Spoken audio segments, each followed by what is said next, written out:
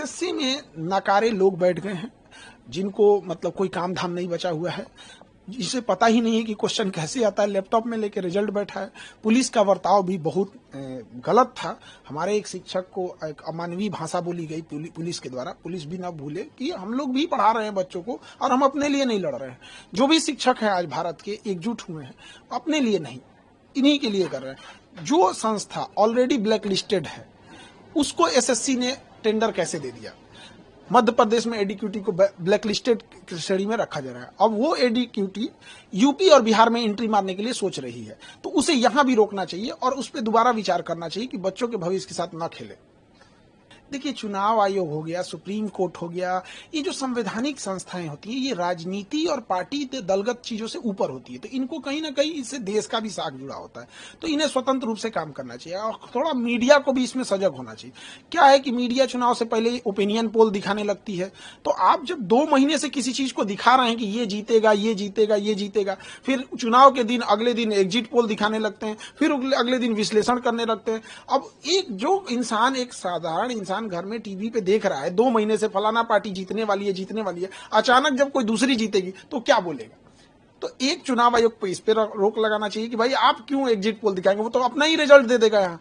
दूसरी कि चुनाव आयोग को हमेशा देश के प्रति सोचे और अगर कोई भी एक व्यक्ति छूट रहा है तो ना छूटे यहाँ पर। हाँ, जो इलीगल है वो बचना भी नहीं चाहिए और जो योग्य है उसका नहीं करना चाहिए। अब चूंकि बिहार में ये समस्या इसलिए हो जाती है कि यहाँ पे बहुत सारे मजदूर पलायन किए हैं रोजगार के लिए, तो वो इतना जल्दी आ नहीं पाते हैं, तो ये एक बड़ी समस्या है। इस पे हमको लगता है चुनाव आयोग और सुप्रीम कोर्ट जो भी हो इसे अच्छे से इसे फाइनल कर लेंगे लोग। आप महादेव की भक्त लग रहे हैं क्योंकि आपने लगाया हुआ है चंदन, और आज ब्लड बैंक को और डायलिसिस सेंटर को लेकर भी खबर ये है कि आप ओपनिंग कर रहे हैं।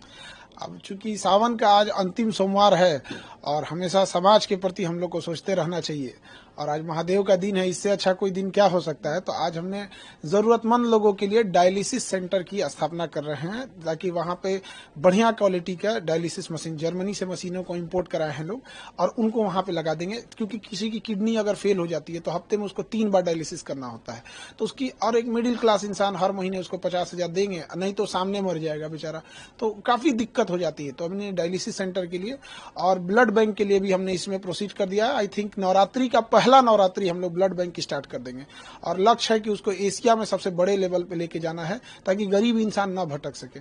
और आज सोमवार है और चूंकि हम शुरू से ही रहा है, इस सब चीजों में हमारा लगाव रहा है और इसका एक कारण भी है। एक बार क्या हुआ था, बहुत साल पहले यहाँ हम सोफा पे ही बैठे थे और ये देखिएगा अब आपको, तो ये मेरा सोफा, इस पे हम बैठे थे और ऊपर महादेव की तस्वीर लगी हुई है।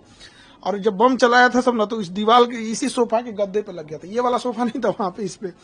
तभी से हमको लगा कि नहीं, महादेव हमको बहुत मानते हैं, तो इसलिए उन्हीं का दिन सबसे अच्छा लगा, तो आज ही के दिन हमने इसकी घोषणा कर दिया और अब इसको देखते हैं कैसे महादेव ले जाते हैं आगे। खान से लगता महादेव के भक्त हैं, हमको सबसे अच्छा जमता है सबकी रिस्पेक्ट करनी चाहिए।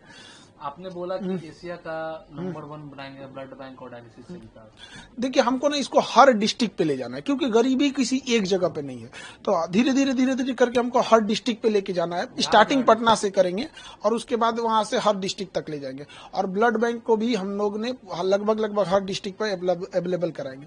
और खास करके अगर आप देखेंगे तो बिहार में तो अलग अलग ही है, बनारस में भी बहुत ज्यादा ब्लड का डिमांड होता है क्योंकि बनारस के पास मेडिकल इंफ्रास्ट्रक्चर ठीक है, तो अगल बगल के लोग भी वहां जाते हैं इलाज कराने के लिए, बट वहां उनका कोई परिचित नहीं मिलता है। खास करके पटना में भी गांव से कोई आते हैं तो उनका कोई परिचित नहीं मिलता है, तो उनको ब्लड की बड़ी किल्लत हो जाती है, बेचारे रो देते हैं लोग यहाँ। इसीलिए हमने इसकी पहल की कि हमें समाज ने हमें कुछ दिया है तो समाज को लौटा के जाना है, यही एक मानव धर्म होता है। अन्यथा मतलब अगर समाज के काम ना आ सके तो क्या ही कर पाएंगे। और इसको धीरे धीरे हर एक डिस्ट्रिक्ट पे ले जाएंगे ताकि कोई भी इंसान को एक भलाई हो सके, उसको समाज को एक अच्छा आउटकम मिल सके। खान साहब, आप शिक्षक के साथ साथ आप समाज सेवक भी बनेंगे क्योंकि एक समाज का अच्छा कार्य होगा। शिक्षक को हमेशा समाज को लेके ही चलना होता है क्योंकि कहा जाता है हम शिक्षकों के बारे में कि हमारे गोद में निर्माण और विनाश दोनों पलता है। यदि हम बच्चों को अच्छी रास्ते पे दिखाएंगे तो कल को बच्चों में से भी एक लाखों बच्चे पढ़ते हैं, कोई प्रेरित होगा, तो छोटा मोटा ऐसे ही करके हम जब एक दूसरे का जब सहयोग करेंगे तो बहुत आगे जाएंगे।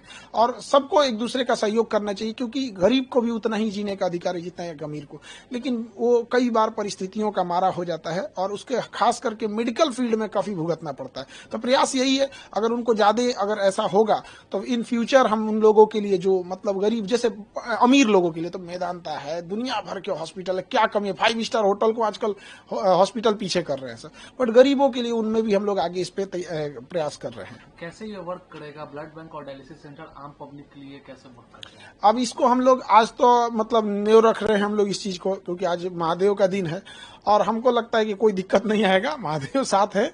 और वर्क ऐसे ही करेगा कि जैसे कोई भी गरीब आ रहा है बाहर से, अगर उसको डायलिसिस की जरूरत रहेगी या ब्लड की जरूरत रहेगी तो उसको किसी भी परिचय की जरूरत नहीं है और उसके लिए पैसा बाधा नहीं बनने देंगे, यही उद्देश्य है।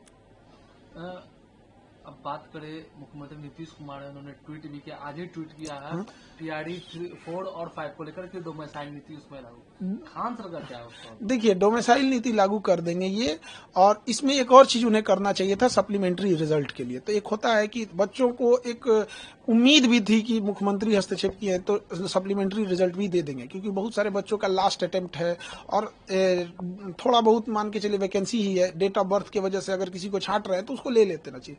और डोमिसाइल अब अधिकारियों को क्या हो गया है, 6 महीना ये लोग ने ठंडी बरसात गर्मी मारा लाठी पुलिस से, गर्दनी बाग में 8-8 महीना से बच्चे पड़े थे सर, और आखिर उन्होंने मान ही लिया। तो बस यही कहते हैं कि अधिकारी लोग को क्या हो गया है, आप किसी चीज को मानते हैं 8 महीना, इससे क्या होती है, एक धारणा बन जाती है कि आप जानबूझ के खराब कर रहे थे। दूसरा कि कई बार ऐसी भी मुद्दे आएंगे जो शायद आपके बस का नहीं था, लेकिन आपने एक जो रूल सेट कर दिया कि भैया 8 महीना 9 महीना बाद आप मान ही जाते हैं यहाँ पे। तो ये सोचना चाहिए कि आपका हर एक डिसीजन आगे के लिए हो। लेकिन हाँ, ये बच्चों के लिए है, चाहे बच्चे जो काफी समय से संघर्ष कर रहे थे, उनका ये बच्चों की जीत है। ये चुनावी साल है तो इसलिए नीतीश जी ने भी किया है। हाँ, जो भी अब इसमें सप्लीमेंट्री भी दे देते तो बड़ा दिल से धन्यवाद करते, क्योंकि बड़ा रोते हैं सब बच्चे आके। अब बताइए 25-30 हजार की नौकरी के लिए कोई बड़े घर का बच्चा तो आएगा नहीं। तो ये सभी चीजें हैं, थोड़ा इसमें ज्यादा और सीरियस सोचना चाहिए। एसएससी का प्रोटेस्ट भी जिस तरीके से जो हुआ दिल्ली में, उसको लेकर एसएससी में नकारे लोग बैठ गए हैं जिनको मतलब कोई काम धाम नहीं बचा हुआ है, जिसे पता ही नहीं है कि क्वेश्चन कैसे आता है, लैपटॉप में लेके रिजल्ट बैठा है। पुलिस का बर्ताव भी बहुत गलत था। हमारे एक शिक्षक को एक अमानवीय भाषा बोली गई पुलिस के द्वारा। पुलिस भी ना भूले कि हम लोग भी पढ़ा रहे हैं बच्चों को और हम अपने लिए नहीं लड़ रहे हैं। जो भी शिक्षक है आज भारत के एकजुट हुए हैं, अपने लिए नहीं, इन्हीं के लिए कर रहे हैं। जो संस्था ऑलरेडी ब्लैक लिस्टेड है उसको एसएससी ने टेंडर कैसे दे दिया? मध्य प्रदेश में एडीक्यूटी को ब्लैक लिस्टेड श्रेणी में रखा जा रहा है। अब वो एडीक्यूटी यूपी और बिहार में एंट्री मारने के लिए सोच रही है, तो उसे यहां भी रोकना चाहिए और उस पर दोबारा विचार करना चाहिए कि बच्चों के भविष्य के साथ न खेले। एक अंतिम सवाल है खान सर, पूरे देश में भी जितने भी वो प्रोटेस्ट चल रहा है एसआईआर को लेकर, चाहे वो पार्लियामेंट को लेकर और विपक्ष सभी लोग कर रहे हैं, कि क्या लगता है जिस तरीके से चुनाव आयोग में जो ये समय भी चुनाव, बिहार में भी चुनावी साल है यहाँ पर, तो खान सरकार क्या रहेगा एसआईआर को लेकर? देखिए, चुनाव आयोग हो गया, सुप्रीम कोर्ट हो गया, ये जो संवैधानिक संस्थाएं होती है ये राजनीति और पार्टी दलगत चीजों से ऊपर होती है, तो इनको कहीं ना कहीं इससे देश का भी साख जुड़ा होता है। तो इन्हें स्वतंत्र रूप से काम करना चाहिए और थोड़ा मीडिया को भी इसमें सजग होना चाहिए। क्या है कि मीडिया चुनाव से पहले ओपिनियन पोल दिखाने लगती है, तो आप जब 2 महीने से किसी चीज को दिखा रहे हैं कि ये जीतेगा ये जीतेगा ये जीतेगा, फिर चुनाव के दिन अगले दिन एग्जिट पोल दिखाने लगते हैं, फिर अगले दिन विश्लेषण करने लगते हैं। अब एक जो इंसान, एक साधारण इंसान घर में टीवी पे देख रहा है 2 महीने से फलाना पार्टी जीतने वाली है जीतने वाली है, अचानक जब कोई दूसरी जीतेगी तो क्या बोलेगा? तो एक चुनाव आयोग पे इस पे रोक लगाना चाहिए कि भाई आप क्यों एग्जिट पोल दिखाएंगे, वो तो अपना ही रिजल्ट दे देगा यहाँ। दूसरी कि चुनाव आयोग को हमेशा देश के प्रति सोचे, और अगर कोई भी एक व्यक्ति छूट रहा है तो ना छूटे यहाँ पर। हाँ, जो इलीगल है वो बचना भी नहीं चाहिए और जो योग्य है उसका नहीं करना चाहिए। अब चूंकि बिहार में ये समस्या इसलिए हो जाती है कि यहाँ पे बहुत सारे मजदूर पलायन किए हैं रोजगार के लिए, तो वो इतना जल्दी आ नहीं पाते हैं, तो ये एक बड़ी समस्या है। इसमें हमको लगता है चुनाव आयोग और सुप्रीम कोर्ट जो भी हो इसे अच्छे से इसे फाइनल कर लेंगे लोग।